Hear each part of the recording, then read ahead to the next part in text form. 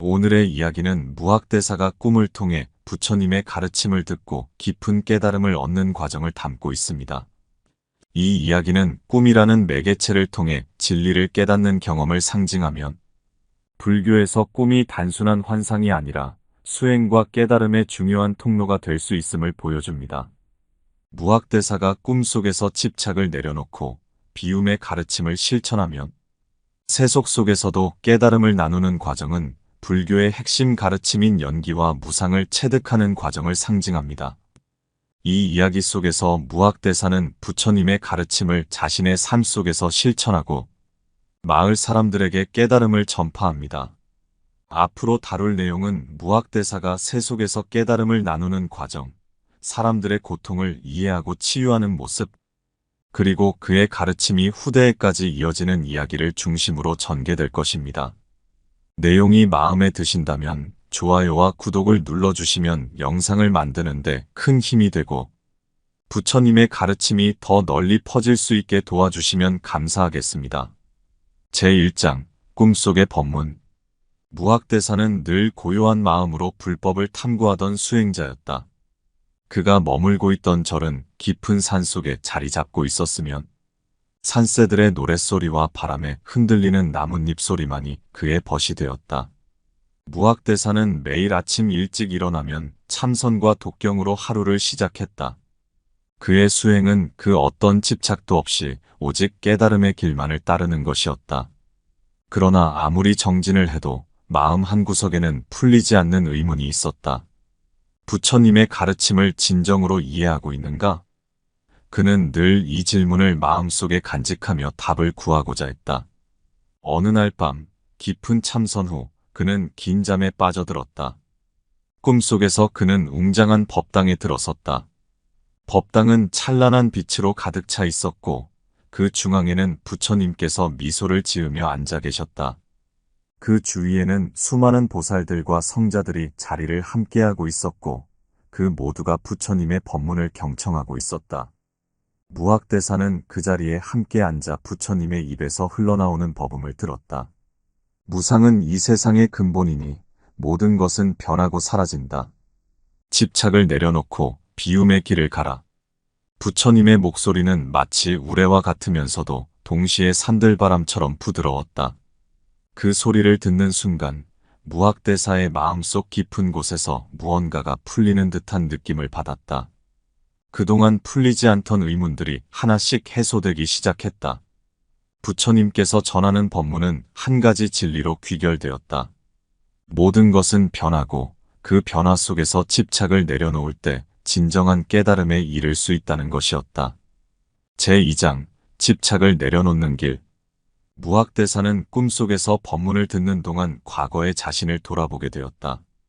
그는 분명 세속적인 욕망을 내려놓았다고 생각했지만 마음 한편에는 아직도 미련과 욕망의 잔재가 남아 있었다.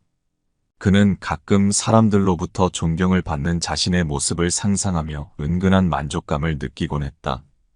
또한 수행을 통해 성취를 이루고자 하는 자신의 욕망이 있었다.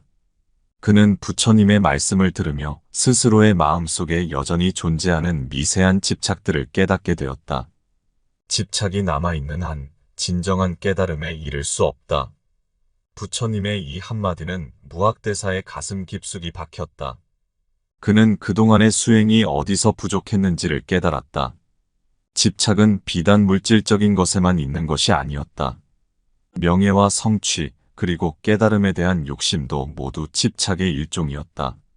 무학대사는 이 사실을 깨닫고 나서야 비로소 마음이 한결 가벼워짐을 느꼈다. 꿈속에서의 시간은 마치 영원과도 같았지만 그 순간은 찰나였다. 무학대사는 자신을 둘러싼 법당의 빛이 점점 희미해지는 것을 느꼈다. 부처님의 모습도 서서히 사라져갔고 그는 다시 현실로 돌아왔다. 잠에서 깨어난 무학대사는 가슴속에 뜨거운 깨달음이 가득 차 있음을 느꼈다. 그는 곧바로 자리에서 일어나 명상을 시작했다. 부처님의 법문이 그의 마음에 깊이 새겨져 있었다. 제3장 깨달음 이후의 결심. 무학대사는 꿈에서 깨어난 뒤에도 그 생생한 경험을 잊을 수 없었다. 부처님의 설법은 그의 마음에 깊이 새겨졌고 그는 자신이 한 단계 더 성장했음을 느꼈다. 하지만 그것만으로는 충분하지 않았다. 그는 이제 부처님의 가르침을 온전히 실천에 옮기기로 결심했다. 무학대사는 스스로를 되돌아보며 과연 내가 제대로 된 수행을 하고 있었는가? 라는 질문을 던졌다. 깨달음에 대한 열망이 그를 이끌어왔지만 이제 그는 그 열망조차도 하나의 집착임을 알았다. 그가 진정으로 깨달음을 얻기 위해서는 모든 욕망을 내려놓고 비움의 길을 걸어야 했다. 그는 자신이 머물던 사찰의 스님들과 대화를 나누며 자신의 깨달음을 전하고자 했다. 그러나 그들 중 많은 이들은 무학대사의 변화를 쉽게 이해하지 못했다. 사람들은 여전히 물질적 성취와 명예를 중요시했고 불교 수행조차도 때로는 세속적 성취의 수단으로 여겨졌다. 무학대사는 그들과의 대화 속에서 깊은 회의를 느꼈다. 참된 깨달음은 세속의 성취와는 무관한 것이며 모든 것을 비우고 내려놓을 때에만 얻을 수 있다. 그는 자신에게 다짐했다. 그는 더 이상 머뭇거릴 수 없었다. 무학대사는 홀로 수행의 길을 떠나기로 결심했다. 세속적 관계와 집착을 내려놓고 오로지 자신의 마음을 깨우기 위한 여정을 시작한 것이다. 그는 높은 산 속 깊은 고요 속에서 홀로 정진하기로 마음먹었다. 제4장 홀로 떠나는 수행의 길. 무학대사는 자신의 결심을 실천에 옮겼다. 그는 간단한 짐을 꾸리고 오랜 수행지였던 사찰을 떠났다. 그의 발걸음은 무겁지 않았다. 오히려 그는 한결 가벼운 마음으로 세상과의 거리를 두기 시작했다. 무학대사는 속세의 소음과 혼란에서 벗어나 자연 속에서 참된 평화를 찾고자 했다. 그는 산 깊숙이 들어가 한적한 곳에 자리를 잡았다. 그곳은 사람들의 발길이 닿지 않는 고요한 숲속이었다. 무학대사는 그곳에서 홀로 명상을 하며 부처님의 가르침을 되새겼다. 자연의 소리와 고요함 속에서 그는 자신의 마음을 더욱 깊이 들여다볼 수 있었다.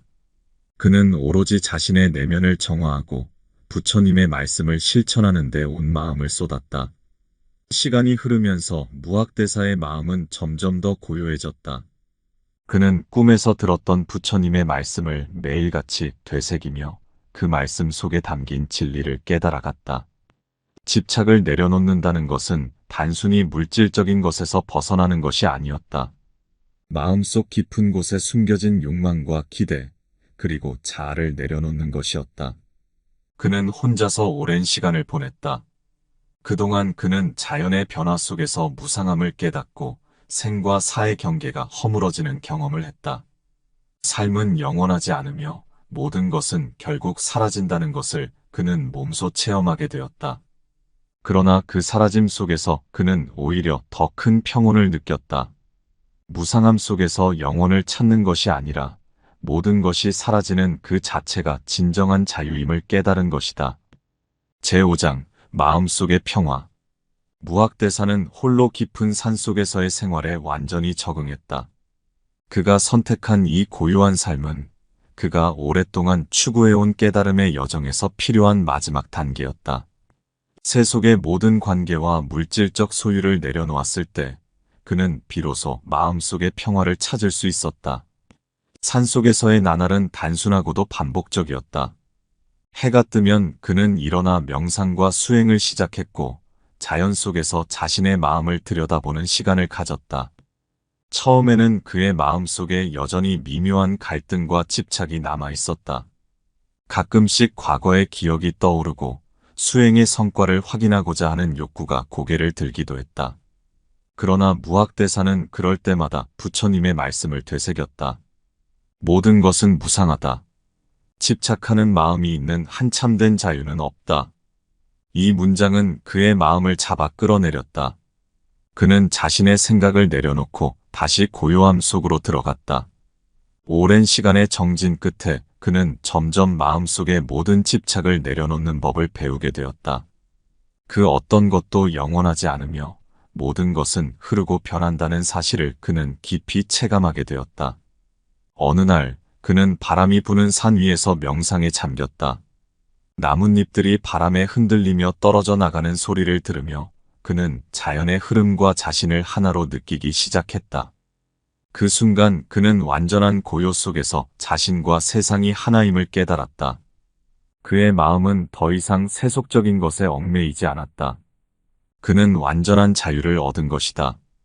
제6장 부처님과의 재회. 어느 날 밤 무학대사는 다시 꿈을 꾸었다.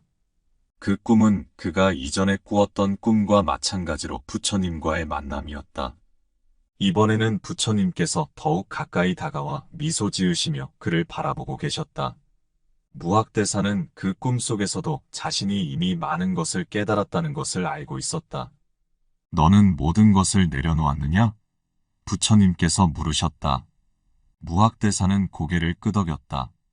예, 모든 집착을 내려놓았습니다. 이제는 아무것도 저를 속박하지 않습니다. 부처님께서는 미소를 지으시며 고개를 끄덕이셨다. 그렇다면 너는 진정한 자유를 얻었구나. 이제 너는 참된 깨달음에 이를 준비가 되었느니라. 무학대사는 그 순간 자신의 수행이 결실을 맺었음을 느꼈다.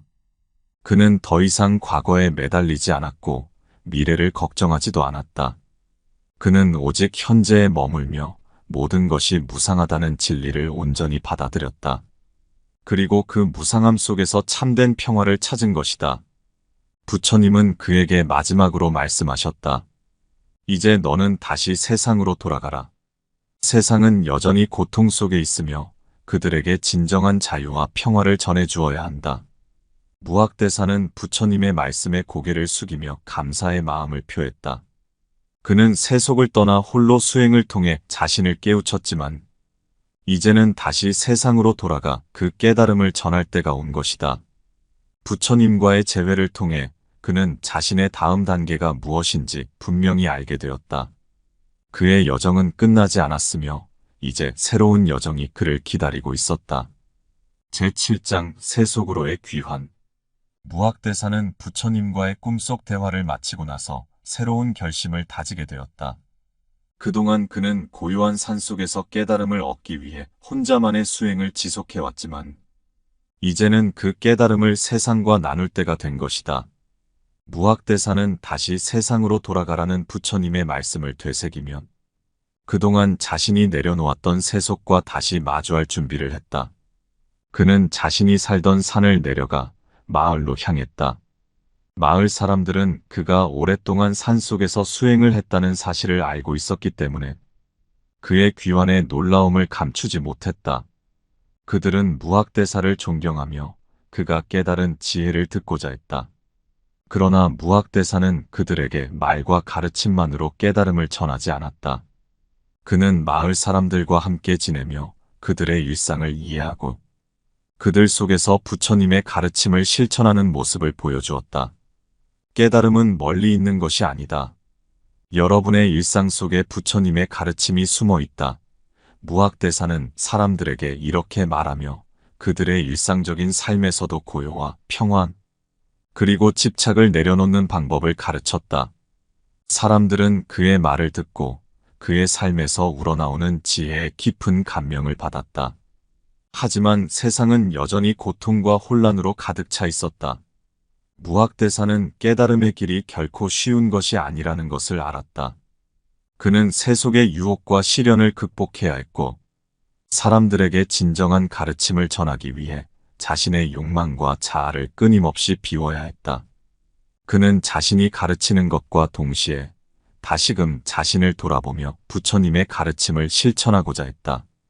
제8장 깨달음의 전파. 세속으로 돌아온 무학대사는 다양한 이들과 만나 그들의 이야기를 들었다. 그는 자신이 깨달음을 얻었으니 이제 남에게 그 깨달음을 전해야 한다는 책임감을 느꼈다. 그가 만난 사람들 중에는 가난한 자, 부유한 자, 아픈 자, 그리고 권력에 매달린 자들이 있었다. 그들은 모두 각기 다른 고민과 고통을 가지고 있었다. 무학대사는 그들에게 부처님의 가르침을 나누기 시작했다. 모든 고통은 집착에서 비롯됩니다. 우리가 이 세상의 물질과 욕망에 매달릴 때 그 끝없는 갈망은 우리를 괴롭게 할 뿐입니다. 그의 가르침은 단순했다. 그 누구도 부처님처럼 큰 깨달음을 얻지 못했지만 그의 말은 사람들의 마음에 점차 스며들었다. 사람들은 무학대사가 깨달음을 얻기까지 얼마나 많은 고행과 정진을 했는지 알고 있었기에 그의 말을 깊이 신뢰했다. 하지만 단순히 말로만 전해지는 가르침이 아닌 무학대사의 삶 자체가 그들에게 본보기가 되었다. 무학대사는 매일 새벽이면 마을의 중심에 서서 명상을 시작했다. 그를 바라보던 사람들은 하나둘씩 그 곁에 앉아 그와 함께 명상에 잠기기 시작했다. 그들은 무학대사와 함께 조용히 자신의 마음을 들여다보며 마음속 집착을 비워내는 연습을 했다. 처음에는 어려워하던 사람들도 시간이 지남에 따라 점차 마음의 평화를 찾게 되었다. 그렇게 무학대사의 깨달음은 천천히 그러나 깊이 사람들 사이에 퍼져나갔다. 그는 자신이 깨달음을 얻기까지 걸린 고통과 기쁨을 솔직히 나누며 세상 속에서도 깨달음을 얻을 수 있다는 사실을 전했다. 사람들은 더 이상 고통 속에서 헤매지 않았고 그들 역시 스스로의 집착을 내려놓는 법을 배우게 되었다. 제9장 세상 속에서의 수행. 무학대사는 마을에서 사람들과 지내며 그들의 고통과 기쁨을 나누는 가운데 세상 속에서의 수행이야말로 가장 어려운 도전임을 깨닫기 시작했다. 그가 산속에서 혼자 수행할 때는 자신의 마음에만 집중하면 되었지만 이제는 사람들과 함께 생활하며 그들의 다양한 감정과 문제에 직면해야 했다. 하루는 한 부유한 상인이 무학대사를 찾아왔다. 상인은 번영을 누리고 있었지만 끊임없는 욕망과 불안 속에서 살아가고 있었다. 그는 무학대사에게 말했다. 스님, 저는 많은 것을 소유하고 있습니다. 하지만 그 소유가 저에게 평안을 주지 못합니다. 늘 더 많은 것을 원하고 그러면서도 잃을까 두려워 불안합니다. 어찌해야 마음의 평화를 찾을 수 있겠습니까? 무학대사는 잠시 상인을 바라보았다. 그는 세속적인 부와 권력에 집착하고 있는 상인의 마음속에 깊은 불안을 보았다. 그리고 상인에게 부드럽게 말했다. 당신의 불안은 소유하려는 마음에서 비롯된 것입니다. 물질은 영원하지 않으며 그에 집착할수록 불안은 더 커질 뿐입니다. 집착을 내려놓고 순간을 받아들이십시오. 그러면 평화가 찾아올 것입니다. 상인은 그 말에 크게 감동받았지만 동시에 그의 마음속에는 여전히 무언가를 놓기 어려워하는 갈등이 있었다. 무학대사는 상인의 마음을 이해하며 그를 서두르지 않았다. 깨달음은 억지로 이루어지는 것이 아니라 스스로의 마음이 준비되었을 때 찾아오는 것임을 그는 알고 있었다. 무학대사는 상인에게 일상 속에서 작은 것부터 내려놓는 연습을 하라고 권했다. 오늘 하루만이라도 무엇인가를 내려놓는 연습을 해보십시오. 그것이 작든 크든 상관없습니다. 그리고 그 순간 마음속에 어떤 변화가 일어나는지 느껴보십시오. 상인은 그날 이후로 무학대사의 조언을 실천하기 시작했다. 그는 하루하루 작은 집착을 내려놓으면서 점차 마음의 평화를 되찾아갔다. 제10장 고통을 이해하는 법. 마을에는 또 다른 인물이 있었다. 그 인물은 한 평범한 농부였는데 그의 아내는 심각한 병에 걸려 있었다. 농부는 아내를 살리기 위해 갖은 방법을 동원했지만 아무런 소용이 없었다. 절망에 빠진 농부는 결국 무학대사를 찾아왔다. 스님, 제발 제 아내를 도와주십시오. 저는 이제 더 이상 어떻게 해야 할지 모르겠습니다. 제 아내는 점점 약해지고 있으며 저는 그 모습을 지켜보는 것이 너무나 괴롭습니다. 농부의 얼굴에는 깊은 고통이 서려 있었다.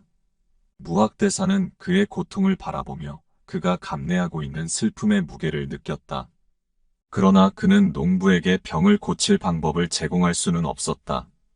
대신 그는 농부에게 고통 속에서 어떻게 마음을 다스릴 수 있는지 가르치기로 했다. 삶은 고통의 연속입니다. 그러나 그 고통을 어떻게 받아들이느냐에 따라 우리의 마음은 달라질 수 있습니다.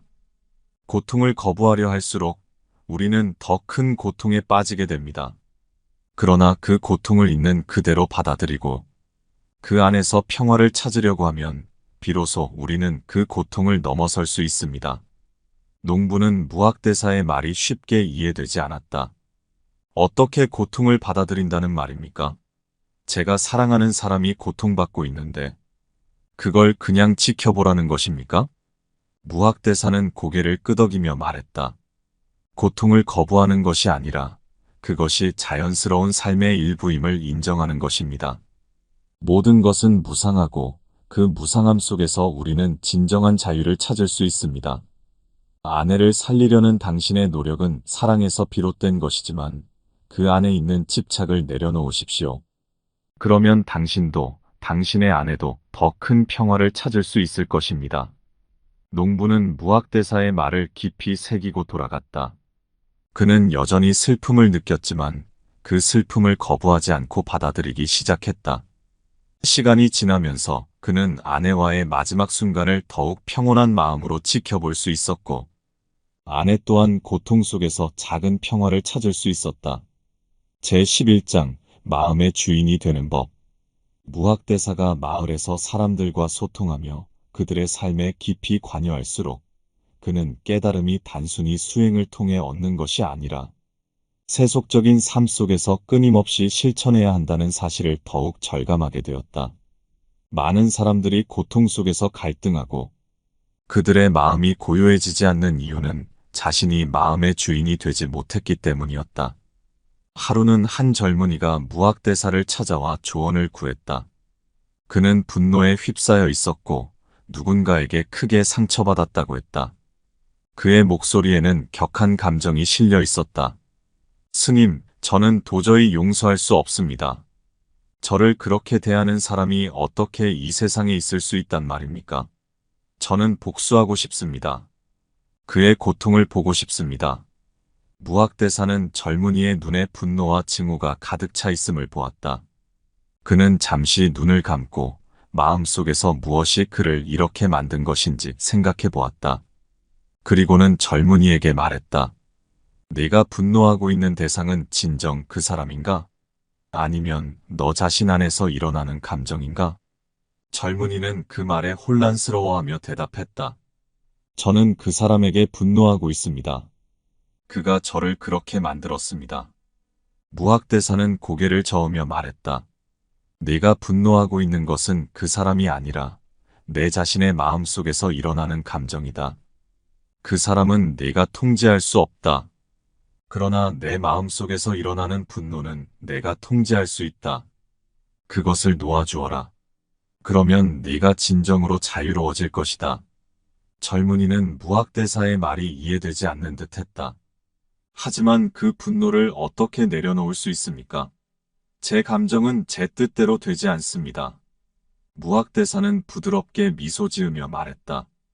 감정은 우리의 마음에서 일어난다. 우리는 그 감정을 선택할 수 없을지 몰라도 그 감정을 어떻게 다스릴지는 우리가 선택할 수 있다. 너의 마음속 분노를 받아들이고 그것을 흘려보내라. 그렇게 할 때 너는 그 분노의 노예가 아니라 마음의 주인이 될 수 있을 것이다. 젊은이는 그 말을 듣고 조용히 고개를 끄덕였다. 그는 그동안 자신이 분노와 증오에 얽매여 있음을 깨닫고 그 감정을 내려놓기 위해 노력하기 시작했다. 제12장 깨달음의 마무리. 세월이 흐르면서 무학대사의 명성은 점점 더 널리 퍼져나갔다. 많은 사람들이 그의 가르침을 받기 위해 찾아왔고 그들의 삶 속에서 작은 깨달음을 얻어갔다. 그러나 무학대사는 명성과 존경에 집착하지 않았다. 그는 오로지 부처님의 가르침을 실천하며 자신의 삶을 통해 그 가르침을 전하는 데만 집중했다. 어느 날 한 노인이 무학대사를 찾아왔다. 그는 무학대사의 명성을 듣고 먼 길을 달려온 사람이었다. 노인은 오랜 병환으로 몸이 쇠약해졌고 이제 죽음을 눈앞에 두고 있었다. 스님, 저는 죽음을 두렵게 생각하고 있습니다.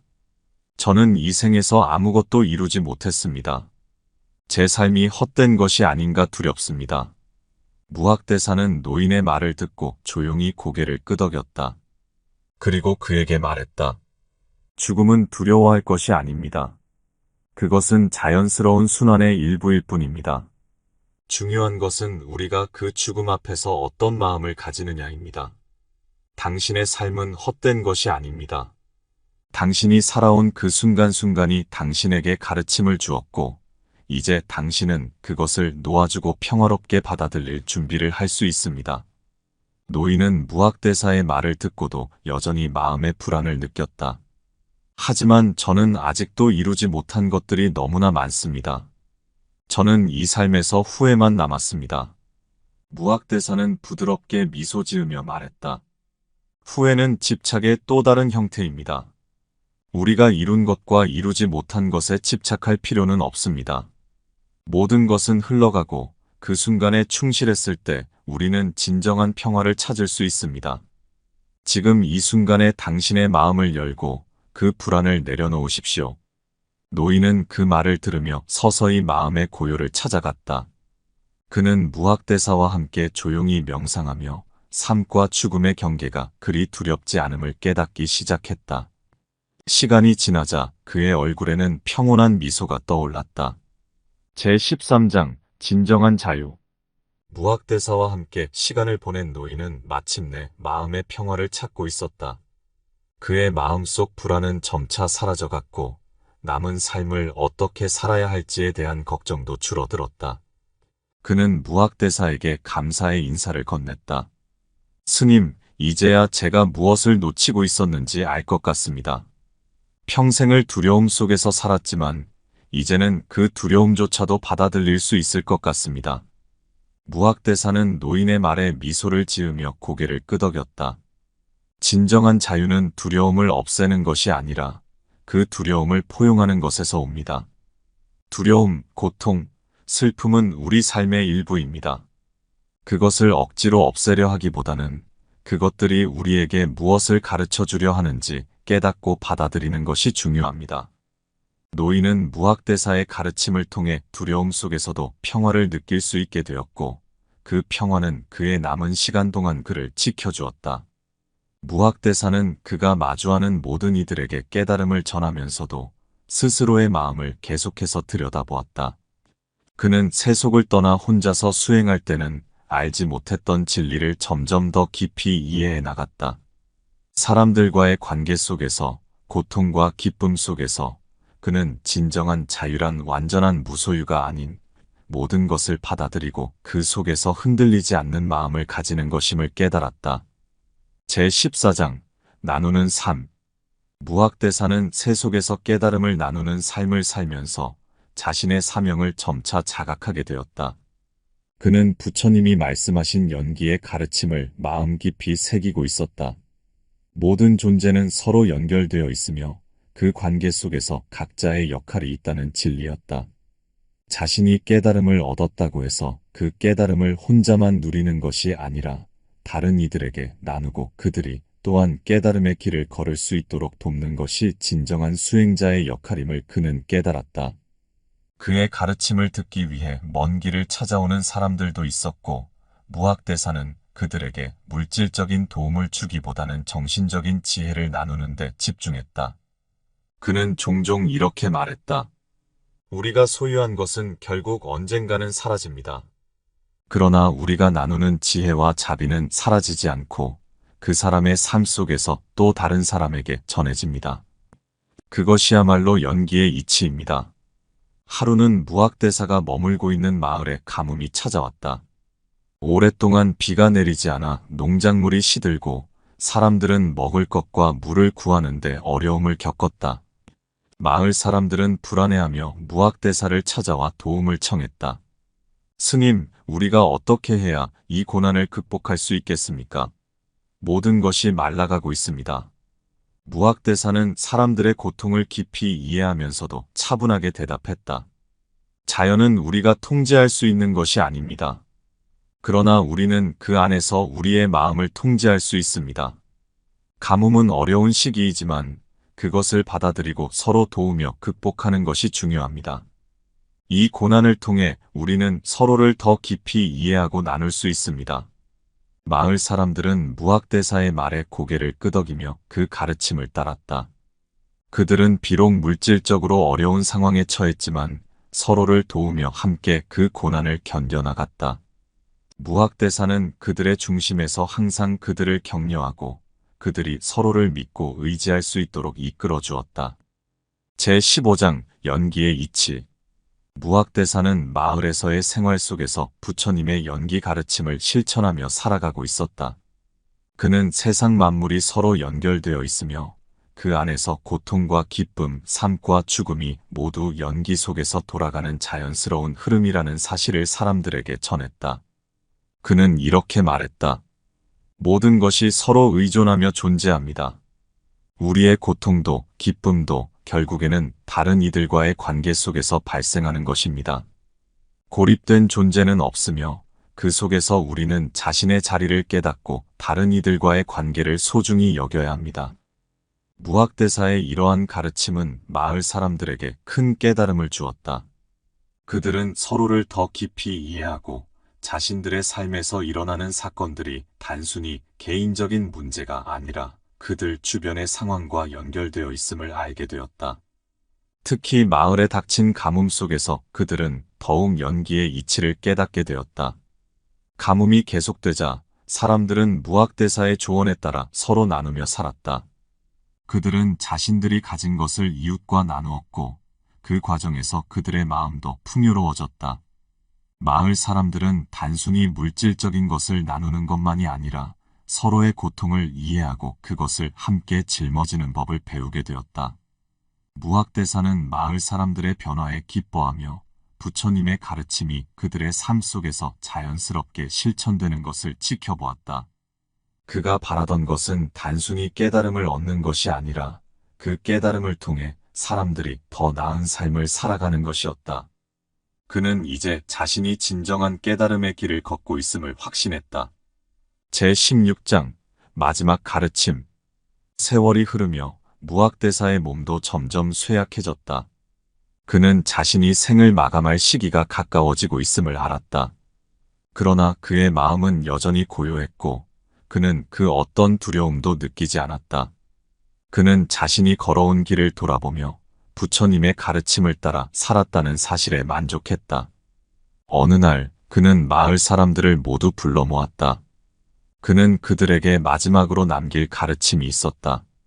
사람들은 무학대사의 곁에 둘러앉아 그의 말을 경청했다. 무학대사는 차분한 목소리로 말했다. 삶과 죽음은 그저 흐름일 뿐입니다. 우리가 그것을 두려워할 필요는 없습니다. 모든 것은 변하고 그 변화를 받아들이는 것이 우리가 진정한 평화를 얻는 길입니다. 저는 이제 떠날 준비가 되었습니다. 그러나 그것은 끝이 아닙니다. 제 가르침은 여러분의 삶 속에서 계속될 것이며 여러분이 서로에게 나누는 사랑과 자비 속에서 살아갈 것입니다.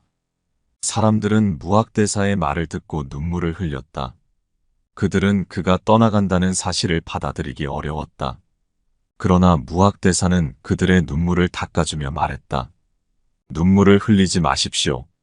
제가 여러분과 함께했던 시간들은 모두 소중한 것이며 그 시간들이 여러분의 삶 속에서 계속될 것입니다. 저는 떠나더라도 여러분의 마음 속에 남아있을 것입니다. 무학대사는 마지막 가르침을 전하고 조용히 명상에 들었다. 그는 더 이상 말이 필요하지 않았다.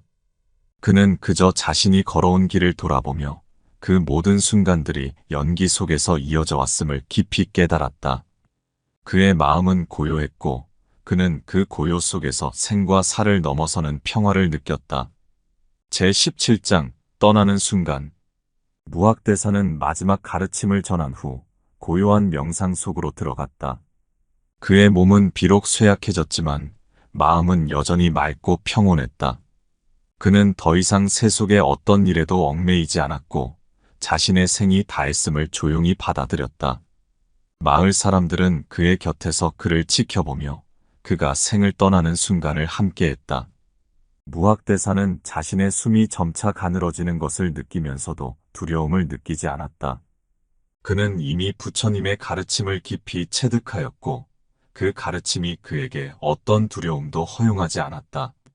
그는 자신이 걸어온 길이 헛되지 않았음을 알고 있었으며 그 길이 이제 새로운 차원으로 이어질 것임을 확신했다. 마지막으로 그는 마을 사람들을 마음속으로 떠올렸다. 그들이 자신을 따르며 배운 가르침을 자신의 삶 속에서 실천할 것임을 믿었다.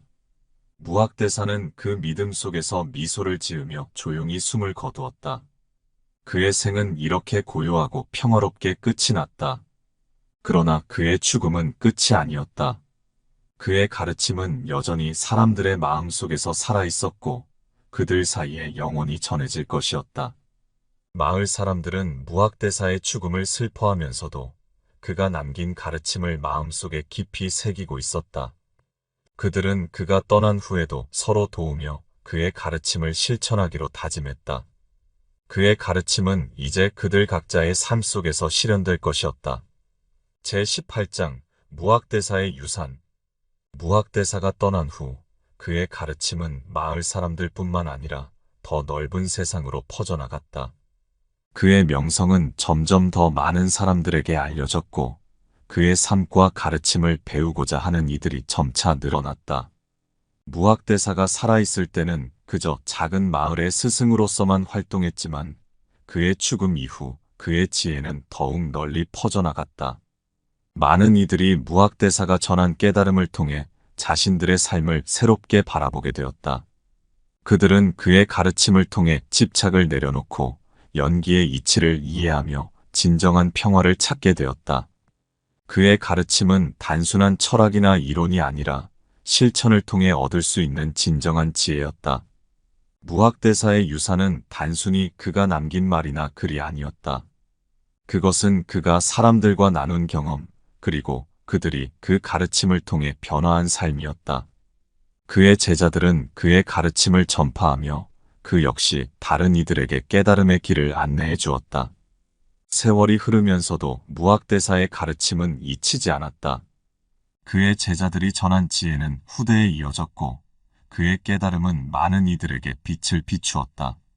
마을 사람들은 그를 잊지 않았고 그의 가르침을 바탕으로 서로를 이해하고 도우며 살아갔다. 그들은 무학대사가 자신들에게 가르쳐준 진리를 마음속에 간직하며 그 가르침을 세상에 전파해 나갔다. 그렇게 무학대사의 가르침은 하나의 강물이 되어 많은 이들의 삶에 흐르고 있었다. 그의 삶은 끝났지만 그의 깨달음은 여전히 살아 숨쉬고 있었다. 그것이 무학대사가 세상에 남긴 가장 큰 유산이었다.